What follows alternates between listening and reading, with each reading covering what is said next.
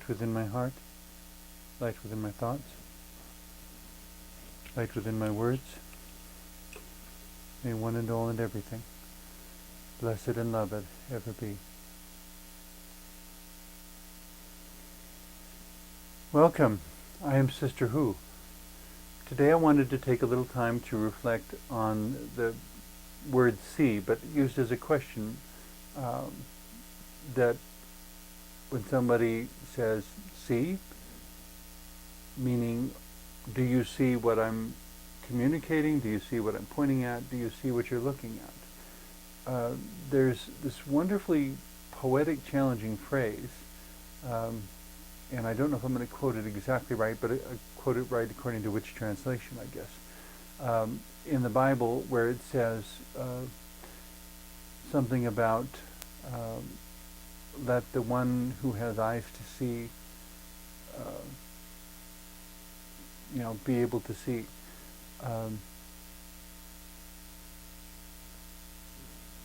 The idea being that it's not just a question of having physical eyes. I mean, there may be blind people, there may be people who are blind physically who can see things that people who have no visual impairment are unable to see. In terms of see meaning understand, or see meaning perceive. I met a young man in a Martin Luther King parade once who was blind and was using a white cane to find his way down the street. And he had actually so finely tuned his ears that he could tap the pavement with his white stick, his cane, and by the sound of the tapping, he could tell where the parked cars were as we were walking down the street, so that he didn't need anyone to tell him to walk around a car, because he could hear a difference in the sound as he was tapping his cane in front of him, so he knew where the parked cars were, and he never walked into any of them. He was perceiving in a way that I would have taken me weeks, I suppose, months maybe, before I could have duplicated what he was doing. So who was the one with the disability, him or me? Actually, in that case, neither one of us was disabled. I used my eyes, he used his ears, but we both got done what we needed to. But the question of seeing goes so much beyond our physical eyes. There are times when we see with our hearts what is needed within the situation. When sometimes we see with our memories, because past experiences of a particular challenge tell us what needs to happen in a current challenge. Maybe we went through something in the past and now we happen to be present while someone else is going through something similar, and they don't know that we have that memory. They don't know that we have that perceptive ability, that because of our memory we can see what the situation needs, where they can't because they've never been through this before. Bringing all of that to the intermingling of the material world and the spiritual world, in the way we live our lives, that we are physical and spiritual, as well as mental and psychological and emotional and other dimensions also. But in one of the challenges to being a person of faith is how much faith relies upon what cannot be seen. And yet it's so pervasive, because the visible is always affected by the invisible. Whether you're talking about the sail on a boat being blown by the invisible wind, or whether you're talking about the unpredictabilities of weather or the calendar year, that there's something about the passage of time that affects things too in ways that are never, that are often not particularly obvious.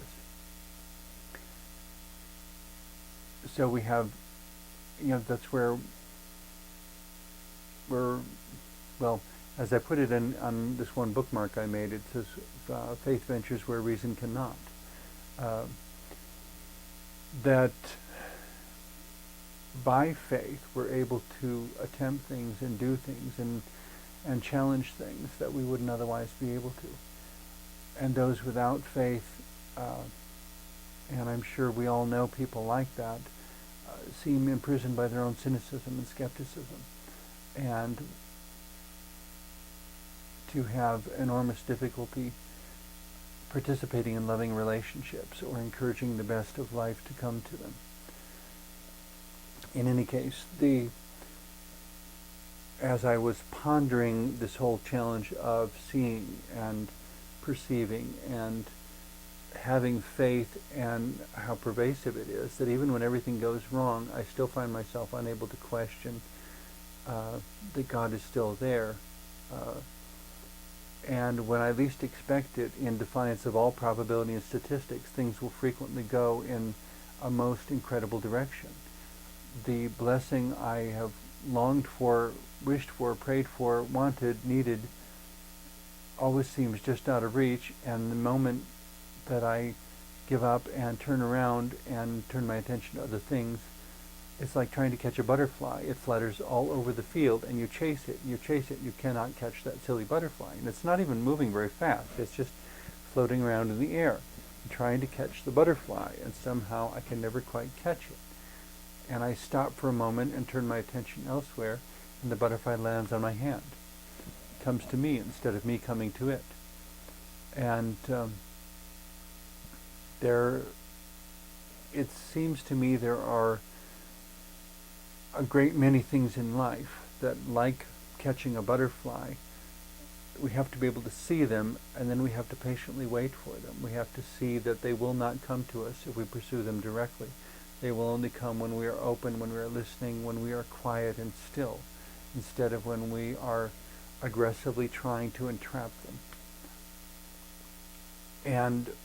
But going back to this thing about probability and statistics, that when I thought there was no way out of a particular situation, and suddenly in the 11th hour, somehow God seems to have a mischievous delight in waiting till the 11th hour, that suddenly this answer shows up that nobody would have guessed. Kind of like the story in the Bible of the Egyptian armies chasing the Israelites to the Red Sea, and they're trapped, and they're doomed, and they're all about to die, and suddenly the Red Sea parts, and they walk through, or so the story goes. And of course, on this note that we're discussing at the moment, I would have looked up and said, and why did you have to wait until the army was 500 yards away and we were all in danger? I mean, you could have done this last night, and we could have just moved through leisurely. But no, you have to wait till the 11th hour, when, if the answer doesn't come now, we are absolutely toast. And time again, in the 11th hour, in defiance of all probability and statistics, something goes wondrously right. Somebody shows up, a new opportunity comes, and everything's fine. Sometimes. Because there have been other times where I was looking for my 11th hour deliverance, because I had done everything I could do. I had adapted in every way I could. I had used all my resources, and there simply wasn't enough left. And sometimes the answer didn't come. And it wasn't that I was killed by an attacking army, but I did suffer some significant loss. And trying to come to terms with that loss, and understanding that even the experience of loss, coming to see, if you will, that even the experience of loss was inadequate to eradicate the existence of God. That even in my experience of loss, God was still there. And as much as I would be tempted to say, and why didn't you do anything? And sometimes I do say, why didn't you do anything? Often I don't get an answer. Sometimes they do, but often I don't. And yet, in that moment, finally come to a place where I could see that, it doesn't really matter what happens to me. God is still God. No matter what people say about God or expect of God, God is still God. But the thing I have to remember is that God is beyond human comprehension, and that there's more mystery in dealing with the mystical than there are answers and certainties and rules. It's not about rules and certainties and answers. It's about having a relationship of love with divine mystery. On that note, as I was creating my second album of original songs, dealing with mysteries and coexisting with all the questions, and how we're always in process, and yet somehow, even when I have to experience loss, even when I have to do the grieving for reasons I don't fully understand at the time, often I understand later, but as they say, hindsight is 20/20. When you look back, you can understand why, but at the time you're in the midst of it, you do your best to get through it and to deal with it however you can, and trust that if it needs to be different, God has the ability to move things in a different direction. And if God chooses not to, be sure there was a good reason. We just don't happen to know what it is at the moment.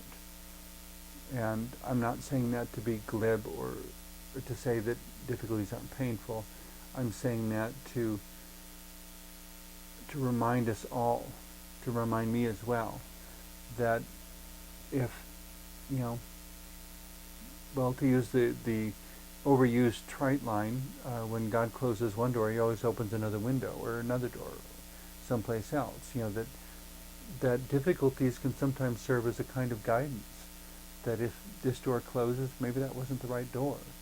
But it certainly looked good, but maybe it wasn't the right door.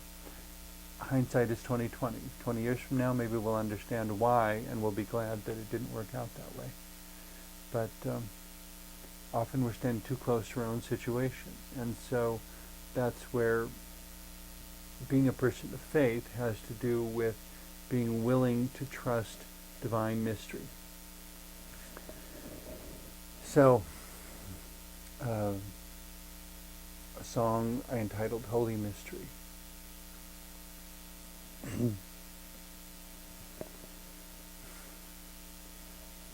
I walk alone, and you are always with me. I struggle hard, and your peace fills my heart.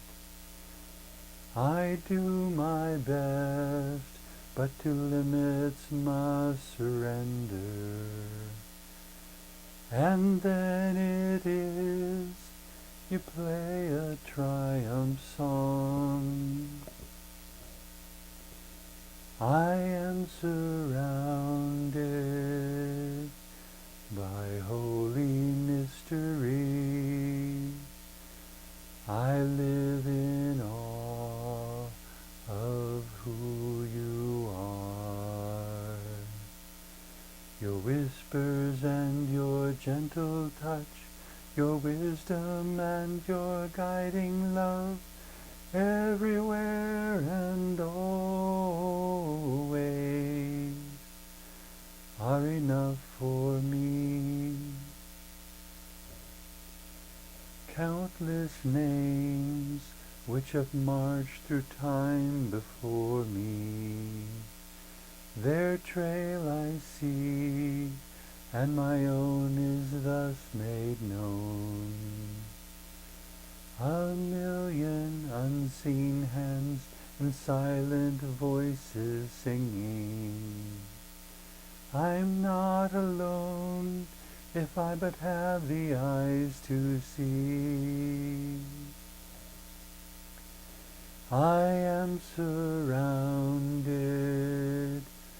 by holy mystery. I live in awe of who you are. Your whispers and your gentle touch, your wisdom and your guiding love, everywhere and always, are enough for me. Your spirit flows through all I see around me. Your wisdom shines in the riddles of my days. Your loving hand directs my nighttime vision. Your beating heart sets the rhythm of my song. I am surrounded by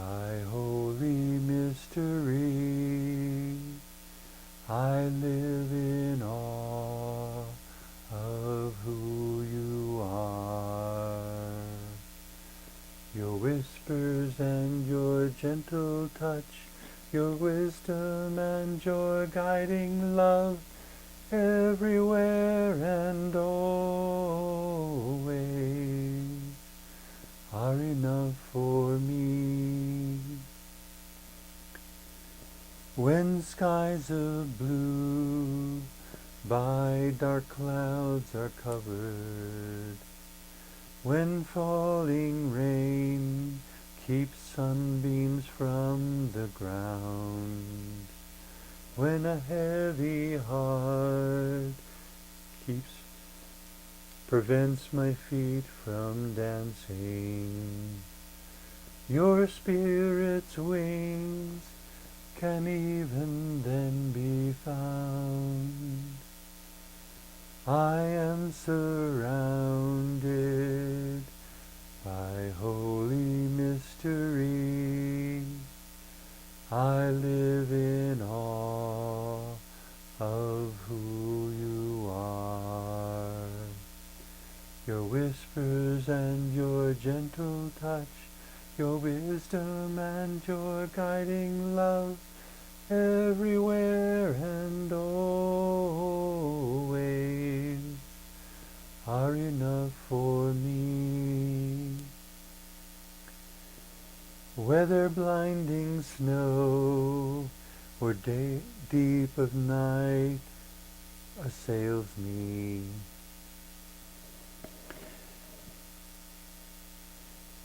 in reverent silence or resounding song, in patient stillness or in jubilation, hand in hand we smile and journey on. I am surrounded by holy mystery. I live in awe of who you are. Your whispers and your gentle touch, your wisdom and your guiding love, everywhere and always, are enough for me. Everywhere and always, you are enough for me.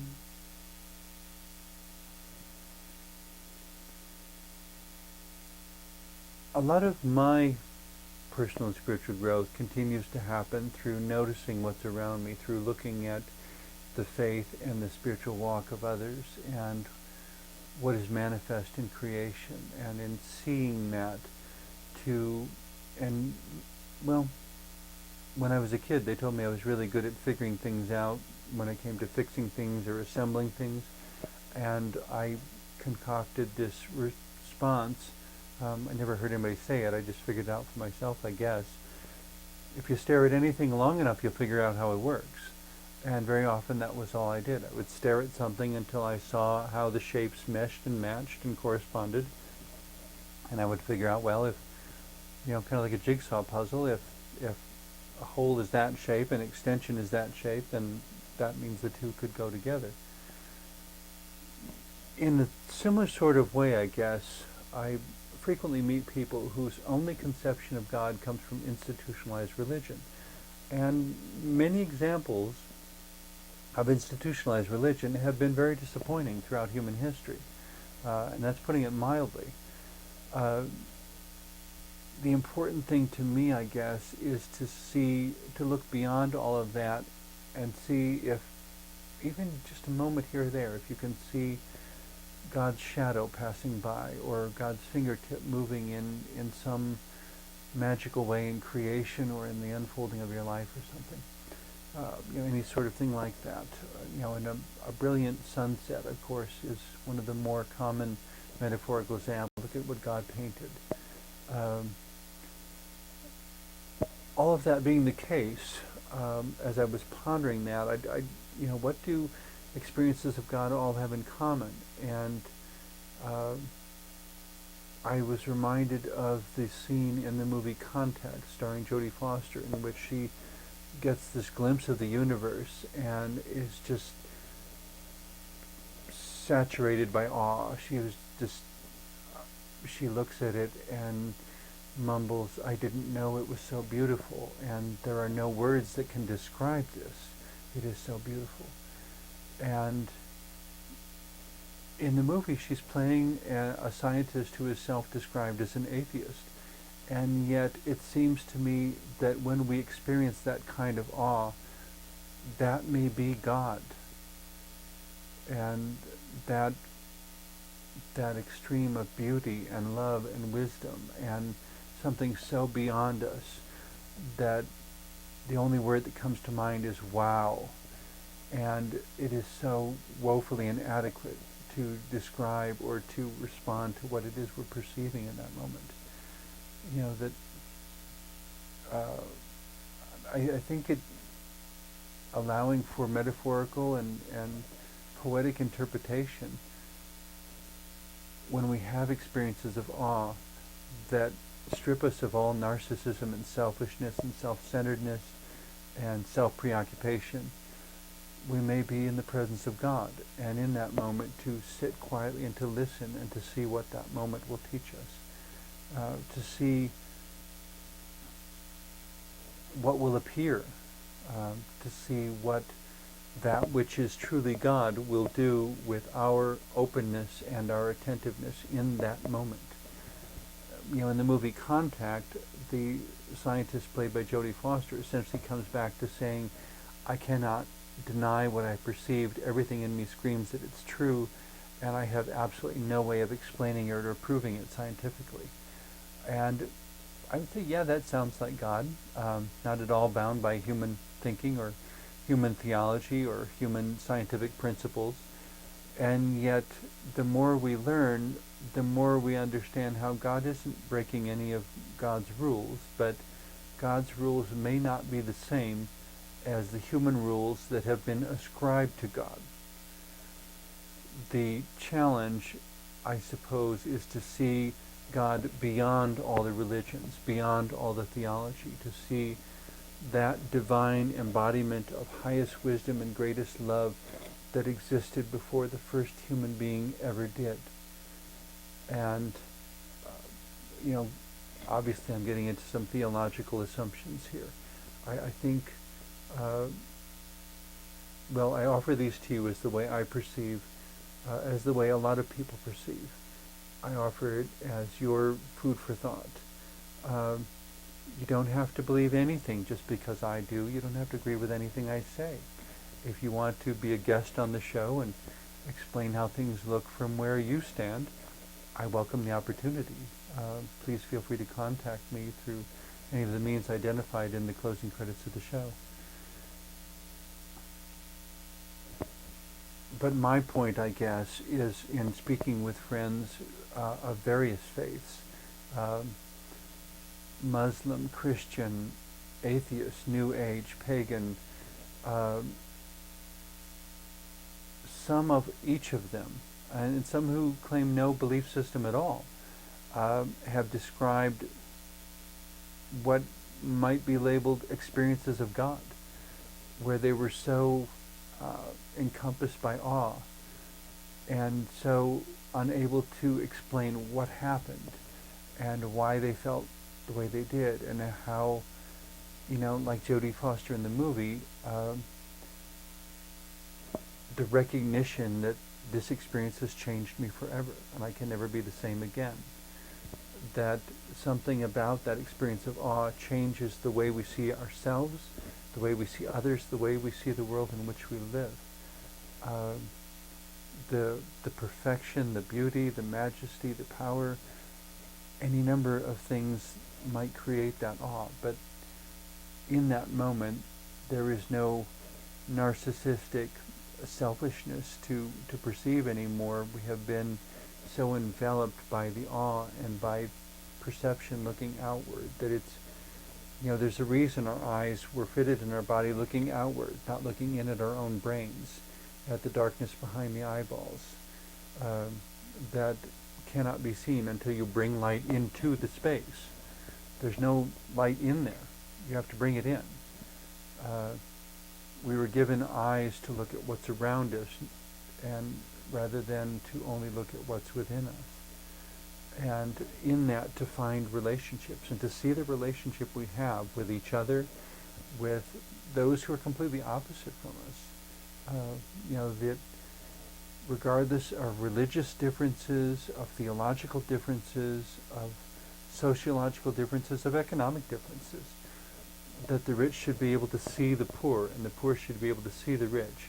And we should all have the power still to come back to that point of saying a person is a person is a person is a person. And to realize that the first act of love everybody needs is to be seen.